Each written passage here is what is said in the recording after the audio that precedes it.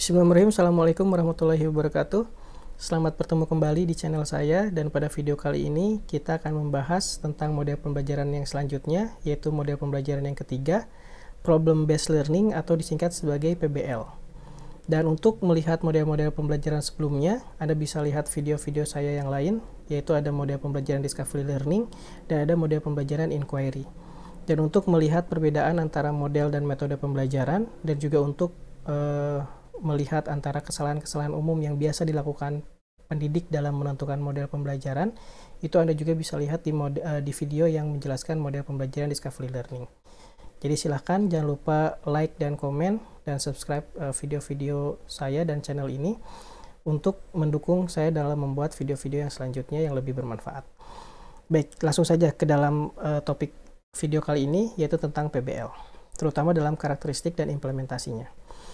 Problem Based Learning ini memiliki sintak yang pertama, yaitu orientasi masalah.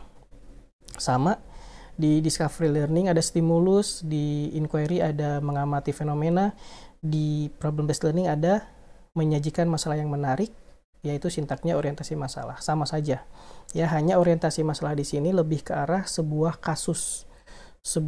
kasus yang memang dituntut untuk dipecahkan masalahnya dalam suatu ide atau karya yang solutif. Ya, orientasi masalah ini tentu kalau kita perhatikan mirip dengan M1, yaitu mengamati dalam langkah pendekatan saintifik. Oke, selanjutnya mengorganisasi kegiatan, di mana guru memberikan instruksi agar siswanya secara kolaboratif menyusun strategi pemecahan masalahnya. Jadi guru mulai mengelompokkan siswanya, guru mulai meminta siswanya untuk berdiskusi secara kolaboratif dengan anggota kelompoknya masing-masing, terutama dalam menyusun strategi pemecahan masalahnya terkait kasus yang sudah disajikan di sintak yang pertama. Ya, tentu kasusnya ini harus kasus yang menarik untuk dipecahkan dalam anggota kelompok. Itu ya. Dan yang ketiga, membimbing penyelidikan. Jadi guru memonitor dan memastikan solusi tiap kelompok dapat memecahkan masalah. Jadi kalau Anda lihat di sintak yang kedua dan sintak yang ketiga, ini tidak hanya siswa yang melakukan kegiatannya, tapi juga guru melakukan kegiatannya. Di mana sintak yang ketiga, guru itu tidak hanya diam di meja di depan kelas, tapi juga guru berkeliling masuk ke dalam setiap kelompoknya masing-masing, setiap kelompok siswa, untuk memonitor dan memastikan bahwa setiap kelompok sudah mengeluarkan solusinya masing-masing yang paling relevan untuk memecahkan masalah yang sudah disajikan. Jadi ketika guru masuk ke dalam satu kelompok dan ternyata kelompok ini masih belum menemukan solusi yang tepat, nah guru bisa membantu membimbing di situ sampai menemukan solusi yang dirasa relevan menjadi solusi yang dapat memecahkan masalah di sintak yang pertama. Ya, tentu di dua langkah ini saja, ini sudah ada M yang kedua dan M yang ketiga. Karena tentu dalam kegiatan saat guru memonitor pasti ada yang menanya, yang masih bingung tentang apa yang harus dilakukan oleh anggota kelompoknya dan seterusnya. Dan juga dalam hal ini pasti siswa sudah mengumpulkan berbagai data-data yang kira-kira bisa memecahkan masalahnya itu. Ya, itu ada di M yang ketiga. Oke, sintak yang selanjutnya itu menyajikan hasil. Jadi ketika anggota kelompoknya dipastikan sudah mendapat solusi yang terbaik untuk memecahkan masalah yang sudah disajikan di awal, maka setiap anggota kelompok mempresentasikan gagasan solusinya, terutama dalam memecahkan penyelesaian masalahnya. Nah, ini adalah M yang keempat, ya. M yang kelima, mengomunikasikan. Nah, M yang keempatnya juga nanti ada di rentang ini, ya. Ini ada M yang keempat. Jadi di mengorganisasi kegiatan, membimbing penyelidikan, ini juga ada mengasosiasi data. Karena tentunya dalam mencari solusi, siswa kan sedang menjawab pertanyaan-pertanyaan yang ada di LKPD terkait kasus atau fenomena yang harus dipecahkan. Ini juga mengasosiasi. Makanya PBL ini cocok dengan pendekatan saintifik. Ya.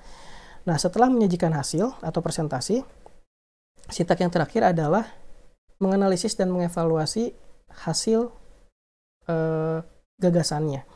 Jadi baik kelompoknya sendiri, siswanya yang lain, atau gurunya juga sama-sama mengevaluasi gagasan yang sudah disajikan di sintak yang keempat.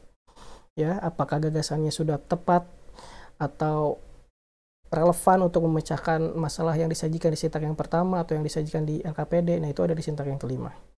Poinnya apa? Problem based learning ini, poinnya adalah masalah yang disajikan dan cara nanti mengevaluasi hasilnya. Ini yang paling khas, ya. Orientasi masalah dan cara untuk mengevaluasinya ini yang paling khas. Apa maksudnya? Kita akan perhatikan pada slide selanjutnya. Nah, jadi syarat problem based learning ini yang pertama adalah masalah yang disajikan di sintak yang pertama atau masalah yang disajikan di LKPD harus ill structure. Ill structure ini adalah masalah yang benar-benar kita belum tahu solusinya itu apa sih. Jadi kita harus benar-benar berdiskusi secara kelompok untuk bersama-sama mencari solusi yang paling relevan. Lawan katanya adalah well structure. Ya, well structure itu solusinya sudah mudah dan pasti solusinya adalah hanya itu saja. Misalnya, bagaimana caranya agar sampah di halaman sekolah tidak lagi berserakan? Ya caranya semua siswa harus buang sampah pada tempatnya. Ya udah selesai. Ya kan gitu. Nah, itu namanya well structure. Ya, jadi solusinya sudah pasti gampang dan pasti solusinya tidak ada lagi. Solusinya bersifat tunggal. Kalau misalnya bagaimana caranya pas hari Lebaran nanti kasus peningkatan COVID-19 tidak lagi meningkat. Ya udah, jangan mudik, jangan keluar rumah. Ya udah, selesai begitu saja. Ya, itu namanya well structure. Tapi kalau ill structure, masalahnya dipertegas dan benar-benar agak sulit untuk dipecahkan. Contohnya, masih masalah yang sama ya. Misalnya di halaman sekolah berserakan sampah-sampah. Dan sudah ada tempat sampah yang banyak, bahkan guru-guru wali kelas selalu menginstruksikan bahwa siswanya harus selalu membuang sampah pada tempatnya. Tapi ternyata kenyataannya setiap hari sampah terus berserakan di halaman sekolah. Sebetulnya apa yang terjadi sih? Sehingga solusinya apa agar masalah ini tidak muncul lagi? Nah, berarti di sini solusinya bukan tentang buang sampah pada tempatnya lagi. Karena sebetulnya sudah diinstruksikan oleh gurunya tapi ternyata siswanya bandel. Jadi sebetulnya masalah utamanya apa? Toh tempat sampahnya udah ada, gurunya sudah mengingatkan, tapi siswanya tetap membuang sampah pada tempatnya. Nah, ini adalah problem yang ill structure. Ya, belum diketahui masalah utamanya apa. Nah, setelah diselidiki misalnya oleh anggota kelompok, oh ternyata masalahnya adalah instruksi dari gurunya tidak jelas dan tidak ada aturan yang membuat efek jera kepada pelaku yang membuang sampah sembarangan. Nah, masalahnya itu sudah ditemukan misalnya oleh kelompoknya. Baru kelompoknya berinisiatif mencari ide solusi agar masalah yang tadi sudah ditentukan bisa terpecahkan. Oke, karena masalah utamanya adalah instruksinya kurang jelas, sampai-sampai tidak ada aturan yang membuat efek jera, maka solusinya adalah kita harus buat spanduk besar di tengah lapangan upacara yang bisa dilihat dari berbagai sudut kelas 10 sampai kelas 12, yang isinya adalah anjuran kewajiban membuang sampah pada tempatnya, dan di bawahnya juga harus ada tulisan berupa hukuman bagi yang terlihat terbukti membuang sampah pada tempatnya. Entah pemotongan poin, ya, entah tidak diperbolehkan mengikuti pembelajaran selanjutnya misalnya, dan seterusnya. Yang intinya hukumannya tetap manusiawi, ya, bukan terkait hukuman fisik. Nah, itu adalah solusinya. Jadi untuk ill structure ini bisa saja solusi-solusi setiap kelompoknya itu kan bervariasi, karena setiap kelompok bisa saja memandang bahwa masalahnya itu berbeda. Kelompok ini memandang masalahnya adalah instruksi yang tidak jelas misalnya tentang anjuran membuang sampah, tapi kelompok yang lain memandang bahwa masalah utamanya karena tidak ada hukuman. Tapi kelompok yang lain misalkan beranggapan bahwa ya karena meskipun ada tempat sampahnya letaknya masih terlalu jauh dari kelas, sehingga siswanya agak malas sampai harus berjalan agak jauh untuk membuang sampah saja. Bisa saja seperti itu. Nah, jadi ill structure ini penting untuk disajikan dalam sebuah masalah. Jadi masalahnya itu harus benar-benar bias, tidak terlihat dengan jelas fokus masalahnya apa, sehingga dipecahkan oleh siswa. Ya, solusinya tidak ada true or false, tidak ada benar dan salah secara mutlak seperti di DL. Ya, kalau di DL kan kalau temuan siswanya tidak sesuai konsep, ya udah salah. Tapi kalau di problem based learning, yang ada bukan true or false, bukan benar dan salah, tapi tepat atau tidak argumennya. Misalnya, kelompok yang pertama beranggapan bahwa harus diberi hukuman efek jera bagi pelaku pembuang sampah. Makanya dibuat aturan yaitu harus disuruh squat jam, misalkan keliling lapangan 20 kali misalnya. Ya. Nah, dalam hal ini guru dan siswa yang lain harus berusaha untuk meminta argumennya. Kenapa hukumannya harus fisik? Ya, kenapa hukumannya harus fisik? Nah, ternyata anggota kelompoknya beranggapan bahwa ya biarinlah, pokoknya kalau pakai fisik pasti efeknya jera dan seterusnya. Tapi misalnya ada kelompok lain yang menyanggah, tapi kan kita ada siswa misalnya perempuan, kalau perempuan disuruh squat jam kan dia pakai rok. Nah, bagaimana? Ini nggak fair, misalnya ada kelompok lain yang menyanggah. Nah, ternyata kelompok yang bersangkutan tidak punya argumen lagi untuk mempertahankan solusinya. Sehingga dalam hal ini bukan solusinya yang salah, tapi argumennya tidak kuat dalam mendukung solusi tersebut, sehingga bisa dikatakan solusinya tidak tepat diterapkan. Tapi beda lagi kalau siswanya punya argumen yang kuat dalam mempertahankan idenya dan masih bisa membuktikan bahwa idenya sangat baik dan sangat relevan dalam menyelesaikan masalah, maka solusinya bisa dikatakan tepat. Jadi bukan tentang benar dan salah, tapi kekuatan argumennya itu yang dilihat dalam pembelajaran problem based learning. Ya. Kemudian syarat yang kedua adalah menuntut investigasi dan mencari solusi masalah yang open-ended. Masalah open-ended ini artinya masalahnya benar-benar bersifat terbuka. Semua kelompok memungkinkan menafsirkan masalah yang berbeda-beda. Yang satu tentang tempat sampah yang jauh, yang satu tentang tidak adanya hukuman efek jera, yang satu tentang instruksi yang kurang jelas dari wali kelasnya dan seterusnya. Nah, itu namanya masalahnya open-ended. Ya. Dan biasa dipecahkan dengan investigasi. Bisa dengan kajian literatur, mencari referensi artikel, mewawancari narasumber, dan seterusnya. Itu adalah problem based learning. Syarat yang ketiga, analisis KD. KD 4, ya. KD 4 biasanya paling umum kalau sampai bunyi KD 4-nya adalah gagasan, upaya, dan lain-lain. Itu sudah pasti mau ke arah problem based learning. Ya, sudah pasti mau ke arah situ nih yang ini nih. Jadi kalau misalkan siswa dituntut menemukan gagasan tentang problem based learning, siswa dituntut untuk mencari upaya tentang, nah itu udah problem based learning. Sudah pasti ya. Dan masalahnya harus faktual dan otentik. Kasusnya itu tidak boleh ngarang, gurunya nggak boleh ngarang-ngarang, misalkan bikin masalah tapi ceritanya Disneyland ya, atau ceritanya Mickey Mouse, salah. Harus terkait dengan kehidupan sehari-hari siswa. Kalau masalah tentang buang sampah, makanya buang sampahnya jadi kota yang bersangkutan. Kalau siswanya di Tasikmalaya, ya guru harus bisa mencari masalah yang relevan di Tasikmalaya untuk dipecahkan. Jangan siswanya ada di Tasikmalaya, masalah buang sampahnya ada di negara Zimbabwe misalnya. Ya, itu nggak ada kaitannya sama sekali. Berarti itu tidak faktual dan otentik. Ya, jadi harus sesuai dengan kehidupan siswa. Syarat yang keempat, ide atau karya bersifat solutif. Nah, ternyata di sini bisa ada produk nih. Bisa ada produk yang mampu menyelesaikan masalah. Intinya boleh ide, boleh gagasan, boleh produk. Yang jelas ketiga ini sifatnya harus solutif, yaitu mampu menyelesaikan masalah. Misalnya untuk memecahkan masalah sampah plastik yang semakin hari semakin meningkat, bisa saja solusinya adalah membuat daur ulang limbah plastik menjadi satu karya buah tangan yang menarik. Kan ujung-ujungnya itu menciptakan produk yang pada akhirnya ini bukan project based learning, tapi problem based learning.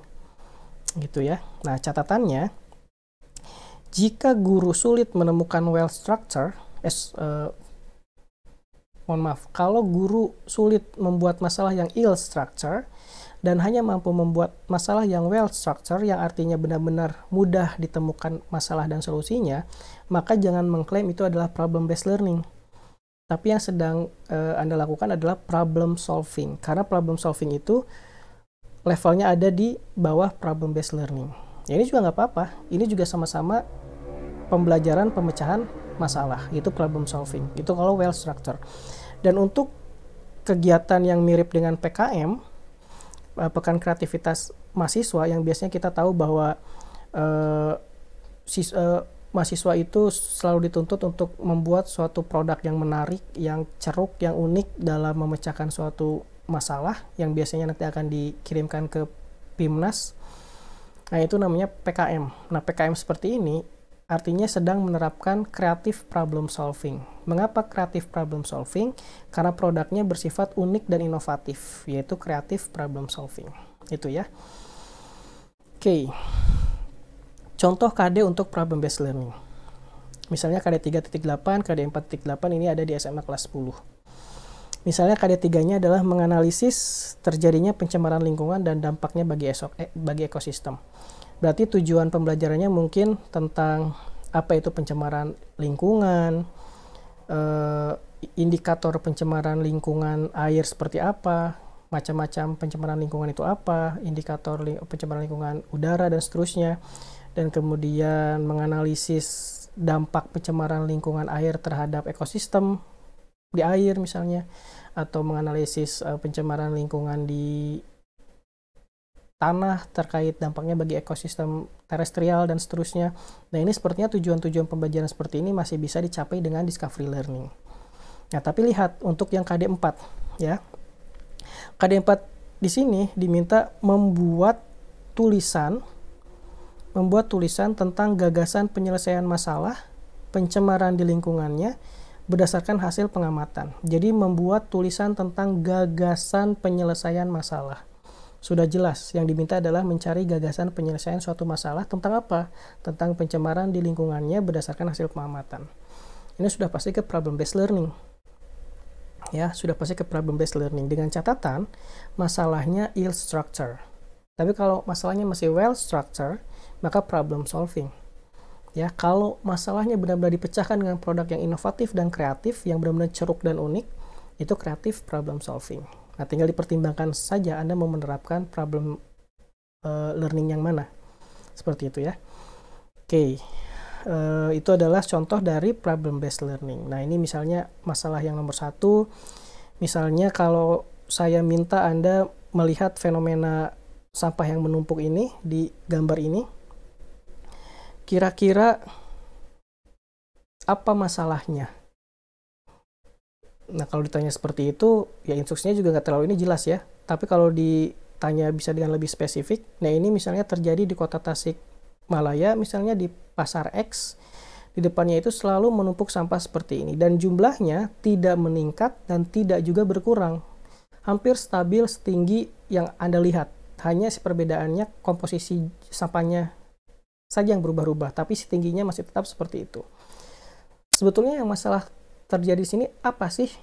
Kok bisa sampahnya masih tetap setinggi itu, sekitar 2 meter mungkin, tapi yang berbeda hanya komposisi sampahnya saja. Tidak pernah berkurang, tidak pernah meningkat tinggi tumpukan sampah ini.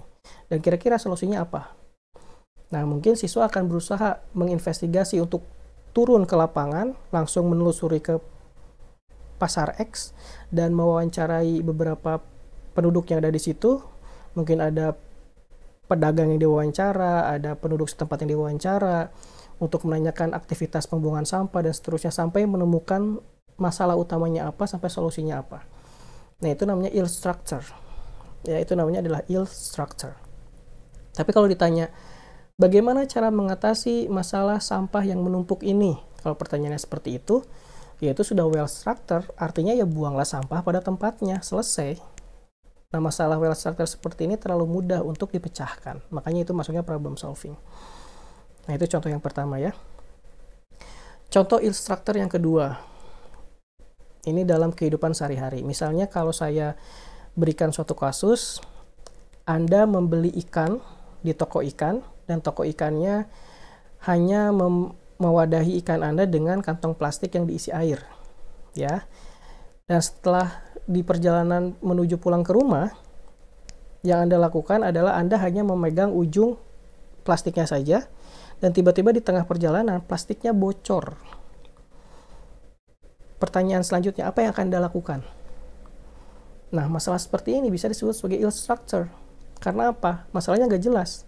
Bocornya segede apa? Bocornya di mana? Ya, jarak rumah saya dengan toko akuarium apakah masih jauh atau tidak? Nah, ini yang harus dicari oleh siswa. Jadi setiap kelompok bisa saja fokus masalah itu berbeda-beda. Ternyata ada kelompok satu mengatakan bahwa oh, ini bocornya kecil, cuma di ujung saja, di ujung bagian bawah kiri. Oh ya udah, kalau masalahnya itu caranya adalah dengan cara mengikat yang ada di atas diikat, tapi yang bawah bocor dipegang oleh jari kita sampai kita pulang ke rumah. Kalau ternyata bocornya besar, berarti saya harus melihat ke sekeliling kita. Solusinya adalah lihat siapa yang jual plastik lagi atau siapa yang jual baskom atau ember. Kalau ada saya mau beli, saya pindahkan ikan ini ke wadah yang baru. Misalnya ada kelompok yang menyajikan itu. Ada juga kelompok yang lain. Toh rumahnya juga dekat, bocornya kecil. Ya saya lari saja, gak usah saya tutupi lubangnya. Buat apa? Toh jaraknya cuma 100 meter misalnya. Nah, kalau seperti ini berarti solusinya open-ended. Solusinya open-ended, masalahnya instructor, setiap kelompok punya fokus masalah dan solusinya masing-masing. Dan tidak ada solusi yang benar dan salah. Yang ada adalah kemampuan mereka berargumen dalam mempertahankan solusinya. Gitu ya. Oke, ini nggak perlu. Nah, untuk selanjutnya kita masuk ke video selanjutnya. Nanti saya akan membahas tentang Project Based Learning atau disingkat sebagai PJBL. Ya, jadi itu saja untuk video kali ini tentang Problem Based Learning. Mudah-mudahan membuat Anda jadi lebih mudah memahami tentang karakteristik Problem Based Learning. Dan jangan lupa dukung dan subscribe terus channel ini agar saya bisa menghasilkan konten-konten yang bermanfaat selanjutnya. Terima kasih. Assalamualaikum warahmatullahi wabarakatuh.